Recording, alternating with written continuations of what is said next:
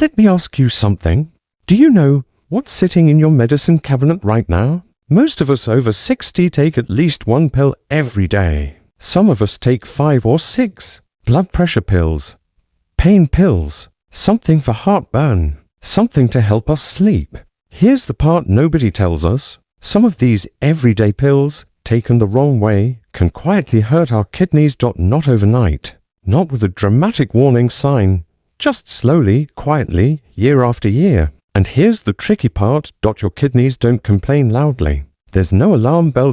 By the time you feel something wrong, damage may already be done. So, today, we're going to talk about 7 common types of pills that deserve a closer look after 60. I'll explain why kidneys become more sensitive as we age, walk through each pill category in plain language, and give you simple, doctor-friendly questions you can ask at your next appointment. This is not about fear. This is about being informed. Let's get into it. Before we look at the pills themselves, let's talk about why age changes the picture. Your kidneys are 2 small, bean-shaped organs. They sit just below your rib cage, one on each side of your spine. Their job is simple to describe, but huge in importance. They filter your blood. Every single day, your kidneys clean out waste products, balance your fluids, and help control your blood pressure. They also help manage your body's calcium, potassium, and red blood cell production. It's easy to forget just how much quiet work these 2 organs are doing for you around the clock. Think of your kidneys like a coffee filter. When you're young, that filter is fine and efficient. It handles a heavy load without much trouble. As we age, that filter naturally gets a little less efficient. This is a normal part of aging. According to major health organizations like the National Institute on Aging, kidney function tends to gradually decline over time, even in healthy older adults who have never had a kidney problem in their life.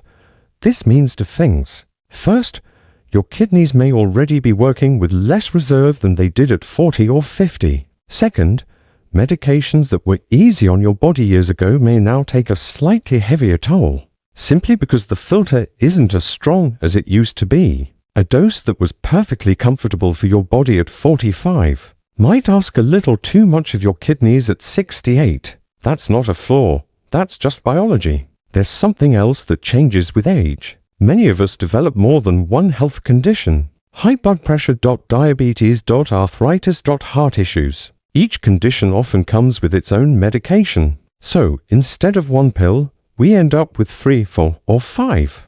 This is called polypharmacy, which is just a fancy word for taking multiple medications at once. The more pills in the mix, the more chances there are for one medication to interact with another or to place extra strain on the kidneys. It's a bit like a busy kitchen with too many cooks. Each one might be doing their job well individually, but together, things can get complicated fast. Here's something important I want you to remember through this whole video. Your kidneys often don't show pain. They don't send a sharp signal like a stomachache or a toothache. Kidney stress can be silent. Some people don't notice anything until a routine blood test comes back abnormal. That's exactly why this topic deserves our attention, even if you feel perfectly fine right now. Feeling fine and having healthy kidney numbers are not always the same thing, especially in the early stages. Now, I want to be very clear about something before we go further. I am not telling you to stop taking your medications. Please do not stop any prescription on your own after watching this video. Many of these pills are important, even life-saving, when used correctly and monitored by your doctor. This video is about awareness, not alarm. It's about knowing the right questions to ask and understanding which medications deserve extra kidney monitoring, especially if you're over 60, over 70, or have any existing kidney, heart, or diabetes concerns. With that groundwork laid, let's walk through the 7 categories one at a time. Let's start with one of the most common ones. NSAIDs stand for non-steroidal anti-inflammatory drugs. You probably know them by their everyday names. Ibuprofen, naproxen. Some store brands labeled simply as pain reliever or arthritis pain. These are incredibly popular because they work well for headaches, joint pain, and muscle aches. Many of us reach for them without a second thought because they're sold right on the shelf, no prescription needed, right next to the vitamins and cold medicine.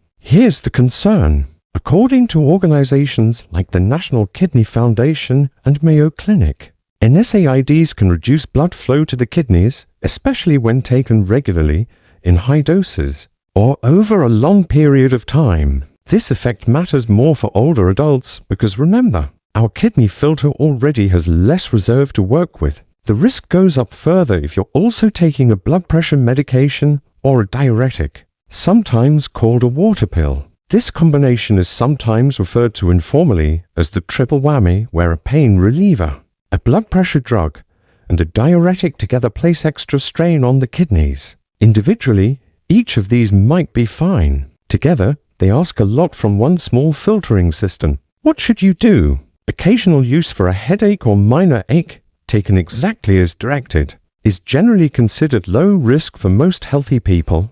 The bigger concern is daily or long-term use, especially for chronic pain like arthritis. Many people with ongoing joint pain quietly take an NSAID every single day for months or years, simply because it works, without ever pausing to check in with a doctor about it. If you find yourself reaching for these pills regularly, that's a conversation worth having. There may be safer alternatives like acetaminophen in appropriate doses, or non-drug approaches like heat, gentle movement, or physical therapy that reduce how much medication you need day to day. Next up, diuretics. These are commonly prescribed for high blood pressure or fluid retention. You might know them by names like hydrochlorothiazide or furosemide. Diuretics work by helping your body release extra salt and water through urine. This is genuinely helpful for many conditions, including heart failure and high blood pressure. So please don't hear this as diuretics are bad. They are often necessary and beneficial, and for many people, they're doing exactly what they're supposed to do. The concern is about balance. Diuretics change your fluid and electrolyte levels. If you become dehydrated, especially in hot weather, or if you're not drinking enough fluids, your kidneys can become stressed trying to compensate.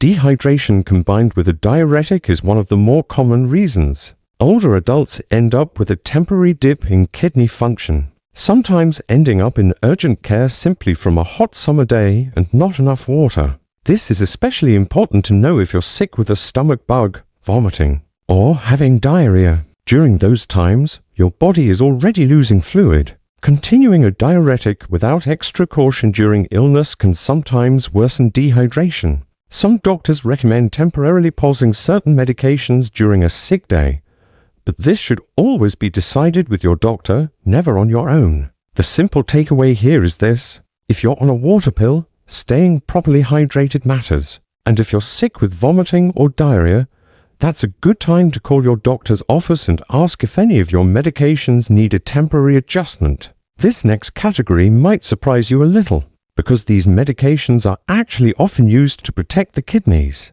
especially in people with diabetes, but they still deserve careful monitoring. ACE inhibitors often end in pril. Think lisinopril, enalapril. ARBs often end in sartan. Think losartan, valsartan. These medications relax blood vessels and reduce the pressure inside the kidney's filtering units. For many people, especially those with diabetes or high blood pressure, this is protective over the long run. In fact, these are often the first medications doctors reach for specifically because they tend to be gentler on the kidneys over time compared to some alternatives. However, according to general clinical guidance, these medications need blood test monitoring after starting or after a dose change, because in some people, they can cause a temporary reduction in kidney filtering, especially if combined with dehydration, NSAID use, or certain other blood pressure medications. This is a great example of why this video isn't about avoiding pills. It's about awareness. If you're on one of these medications, your doctor has likely already ordered periodic blood tests to check your kidney function and potassium levels. That monitoring is exactly the safety net designed to catch any issue early,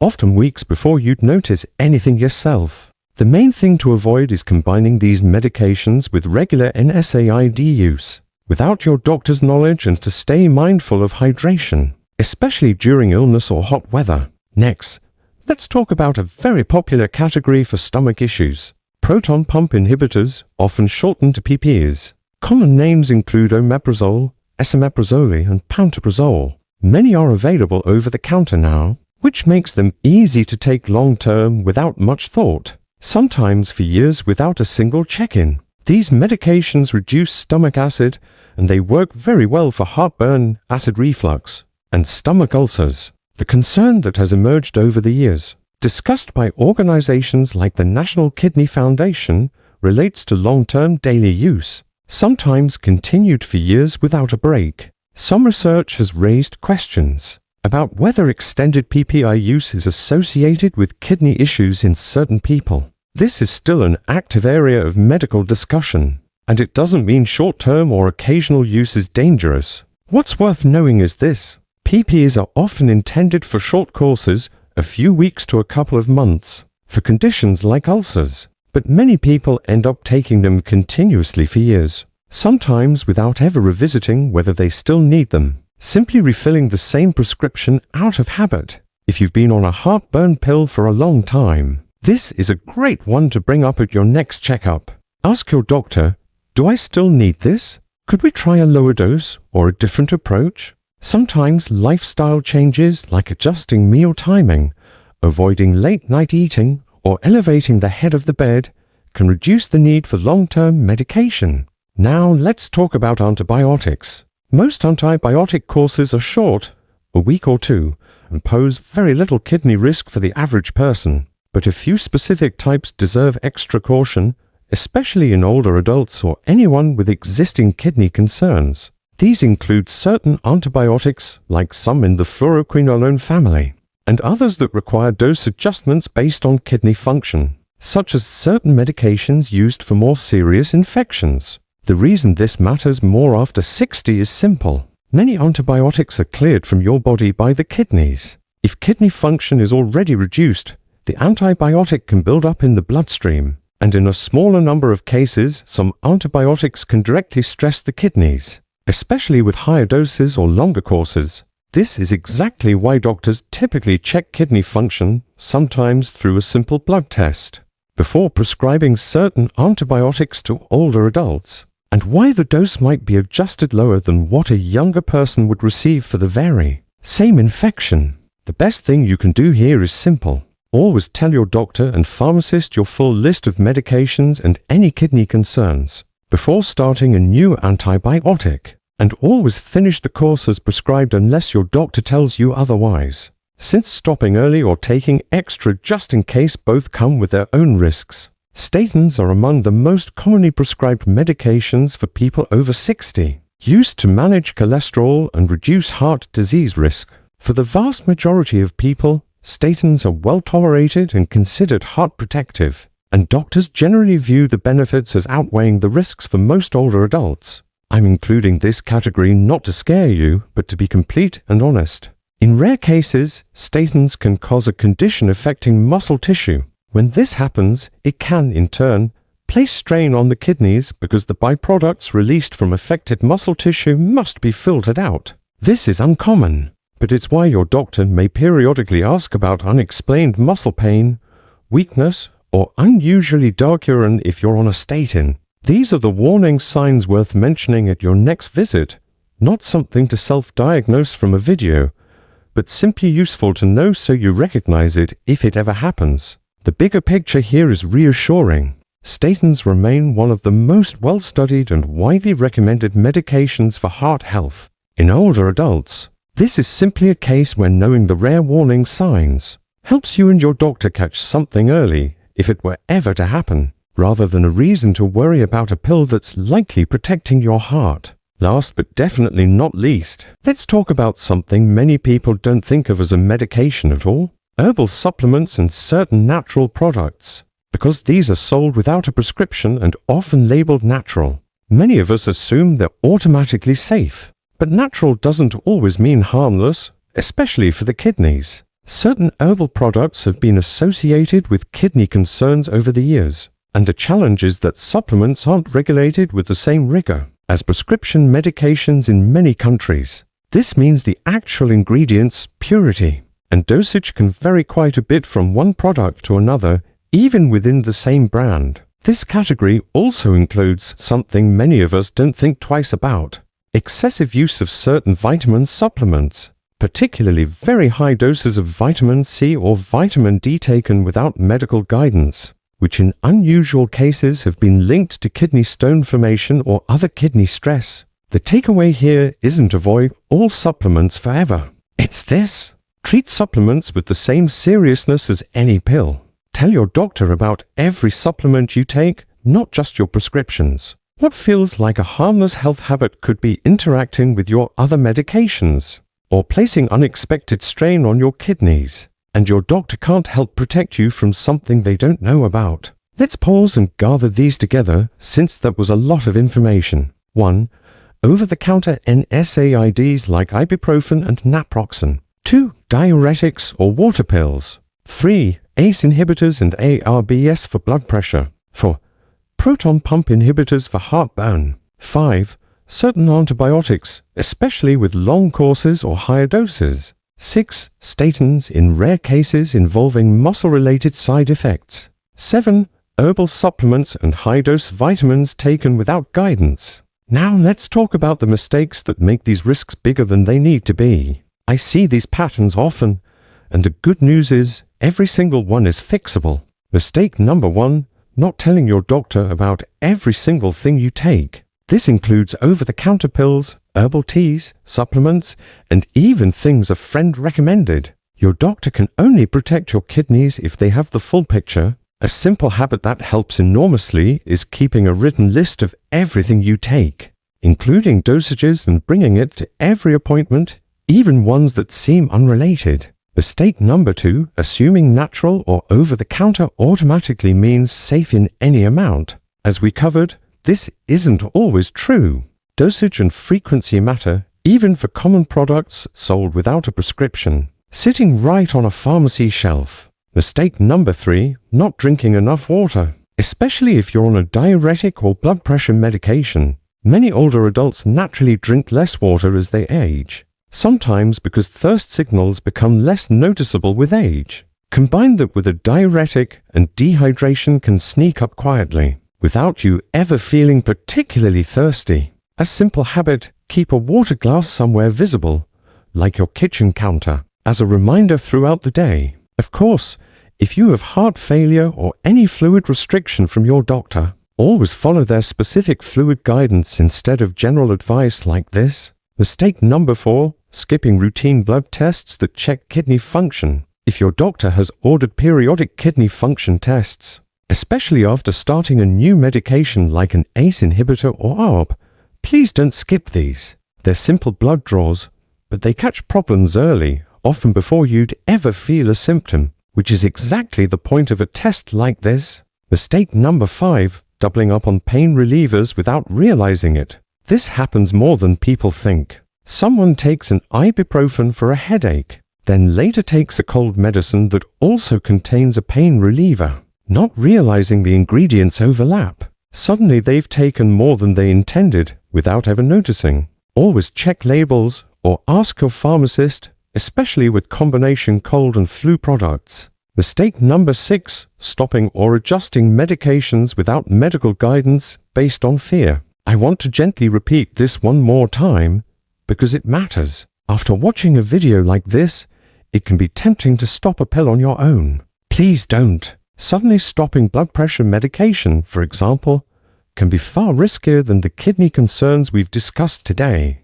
The right move is always a conversation with your doctor, not a solo decision made at home after watching a video. Let's bring it all together. Your kidneys are quiet workers. They filter your blood every day without complaint, and as we get older, that filter naturally has less reserve than it used to. 7 common pill categories: NSAIDs, diuretics, certain blood pressure medications, heartburn medications, certain antibiotics, statins, and herbal supplements. All deserve a little extra awareness after 60. Not fear, awareness. Here's your simple action step for this week. Write down every single pill, supplement, and over-the-counter product you take.